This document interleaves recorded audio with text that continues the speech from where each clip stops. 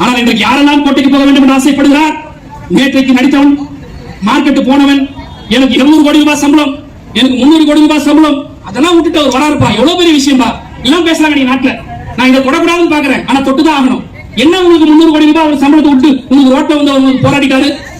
என்ன உங்களுக்காக வந்து இந்த நாட்டுல சமூகத்துக்காக அவர் வந்து போராடுறாரு? அவர் யாரை அனுப்பி இருக்கிறாங்கன்னா பிஜேபி அனுப்பி இருக்கக்கூடிய ஒரு முகமூடி தான். மரியாதைக்குரிய ஐயா மு.க. ஸ்டாலின் அவர்கள் யாரு? அவரும் படத்துல நடிச்சிருக்கிறாரு, சீரியல்ல நடிச்சிருக்கிறாரு. அவருடைய தவ புதல்வன் உதயநிதி ஸ்டாலின் யாரு? சுதந்திர போராட்ட தியாகியா? செக்கிழுத்த செம்மனா? மக்களுக்காக தியாகம் செய்த தியாகியா? நீயே ஒரு கூத்தாடிதாயா, நீயே நடனமாடியவர் தாயா, எங்களை பார்த்து கூத்தாடி என்று சொல்வதற்கு உங்களுக்கு என்ன அருகதை இருக்கிறது? தலைவர்களாக நீங்கள் எல்லாரும் கூத்தாடியாக மாறிட்டீங்க. கூத்தாடியாக இருந்த எங்க தலைவர் லட்சோப லட்சக்கணக்கான இளம் தலைமுறைகளை தலைவர்களாக உருவாக்கி இருக்கிறாரு.